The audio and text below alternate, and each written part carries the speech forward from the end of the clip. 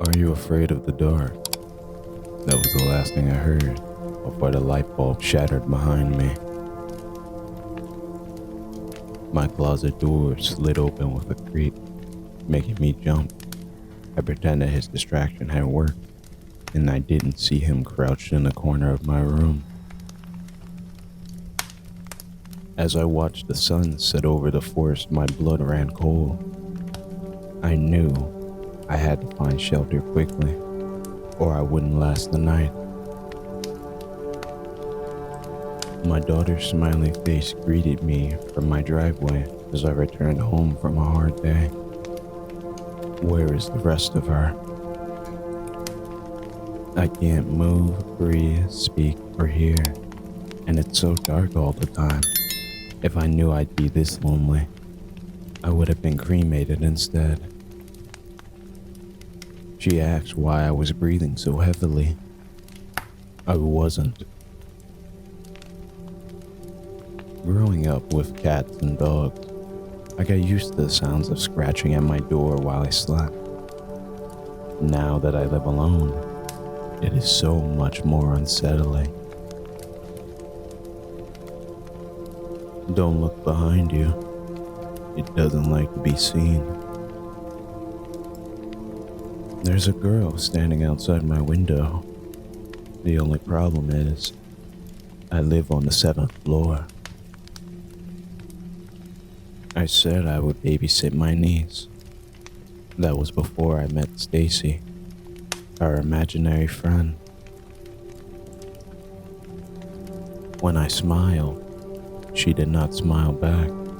Something is very wrong with this mirror. Yesterday, I wrote the number 69 on my wrist as a joke. Today, it's 68, and now it's not washing off. I open the door to a policeman who tells me my husband died in a car crash on the way home. As I turn my head to see him eating the dinner I just served, he starts grinning at me. It's just a harmless mask on the wall, my mother tells me. That's easy for her to say, since it doesn't appear in her room every night. The spiders work quickly to wrap their prey tightly in silk. The man's muffled screams grew fainter with each new layer. I came home after my weekend-long trip away and took a shower. I pressed the only towel in the room against my face and discovered it was already wet.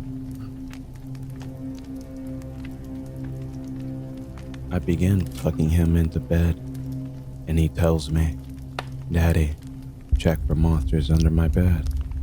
I look underneath for his amusement and see him, another him, under the bed, staring back at me, quivering and whispering, "Daddy, there's something on my bed."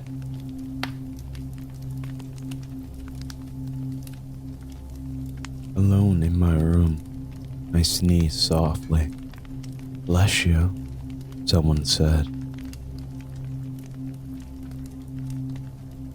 We smiled proudly as our daughter went on her bus for her first day of school. Our hearts dropped when the real bus arrived 2 minutes later. It seemed like my essential oils and vitamins were starting to clear up my symptoms. There was no real need to tell the rest of the group that I've been bitten. I heard screams echo all around me. I'm deaf. I think I might be the most successful serial killer in history. The best part is telling their loved ones we did everything we could. Punctuality has never been my strong suit. As I sit here and watch the last ship leave for New Earth, I wish it was.